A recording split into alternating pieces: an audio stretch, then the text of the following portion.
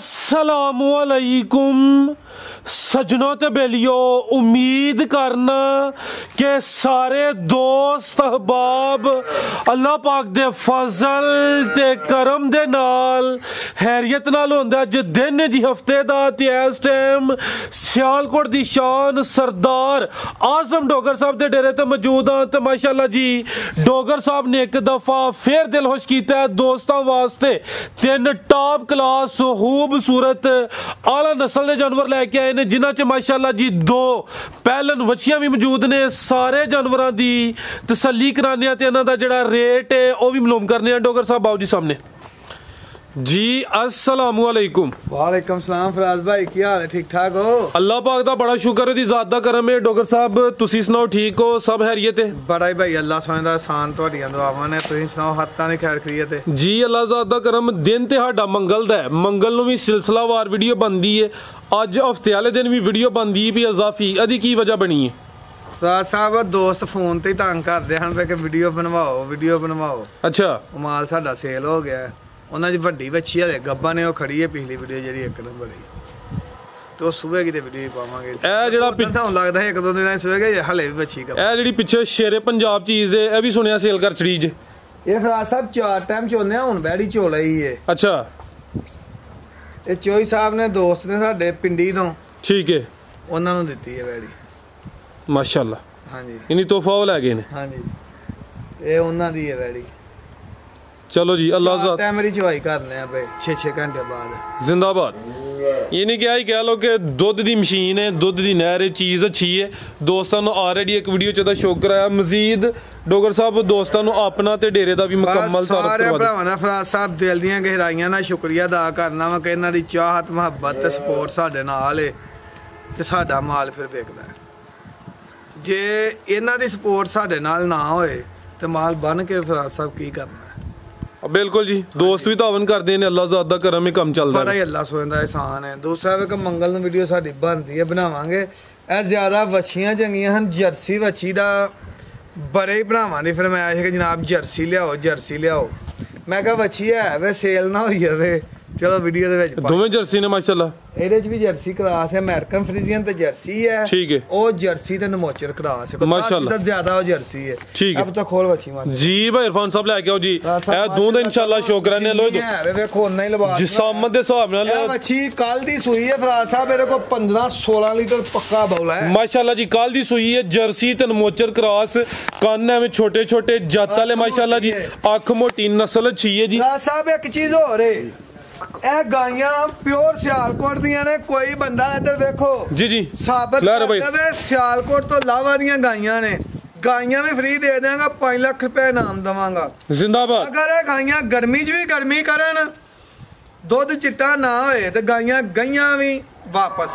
क्या बात। गाइयां दा दुध भी चिट्टा होएगा और गर्मी च भी गाइयां गर्मी नहीं करनगियां अल्लाह दे इंशाल्लाह। यानी कि ब्रीड अच्छी है, क्रॉस अच्छा, जर्सी खिलार भाई जान। 1000 लईए ना फराज साहब, 1-2 नहीं 1000 लईए ते फिर जर्सी ते नमोचर दा क्रॉस पाया जांदा है माशाल्लाह जी। ए भी 4 दंद दे पहलन वैड़ माशाल्लाह जी। ये ते जिन्ना वैड़ी लिबास बनाया है। ठीक है, पीछे जाके भाई इरफान साहब ਪਹਿਲੇ ਦਿਨ ਦੀਆਂ ਸੂਈਆਂ ਪਹਿਲਾਂ ਵੈੜੀਆਂ ਨੇ ਇੰਦੀ ਚੋਣ ਹੀ ਨਹੀਂ ਹੁੰਦੀ। ਗੂਠਾ ਗੂਠਾ ਮੋਟੀ ਚੋਣ ਹੁੰਦੀ ਹੈ ਵੈੜੀ ਦੀ। जिंदाबाद। ए लो दोस्तों पीछे ते बच्चा जा भी दोस्तों चेक कर लेना अपनी दी नस्ल।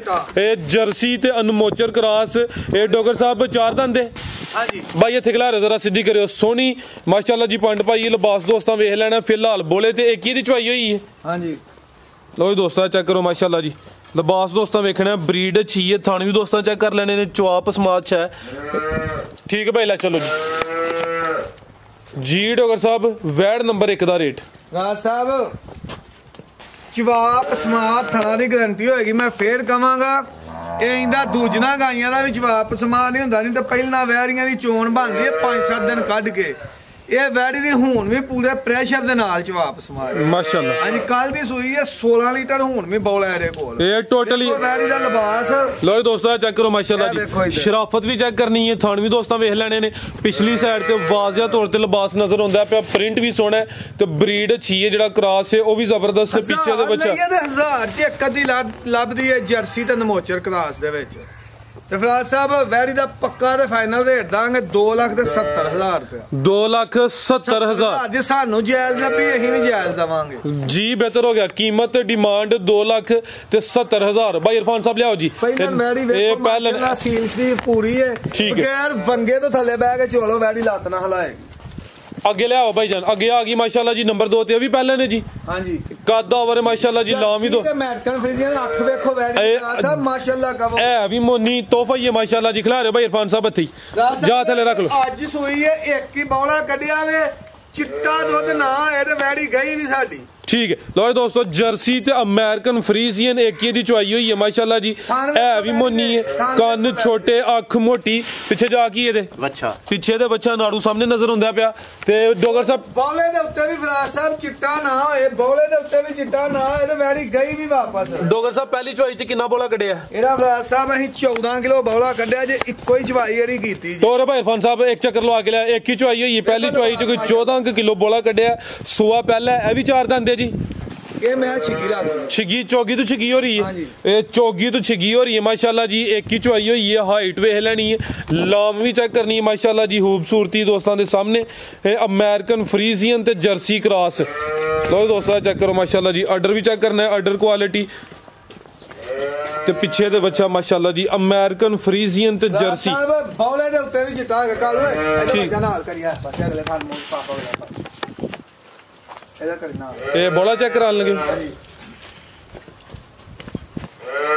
ਲਿਆਓ ਭਾਈ ਇਰਫਾਨ ਚੈੱਕ ਕਰਾਓ ਦੋਸਤਾਂ ਜੀ। ਭਾਈ ਇਰਫਾਨ ਸਾਹਿਬ ਚੈੱਕ ਕਰਾਓ ਜੀ ਬੋਲੇ ਦੀ ਰੰਗਤ ਦੋਸਤਾਂ ਲਿਆਓ ਜੀ।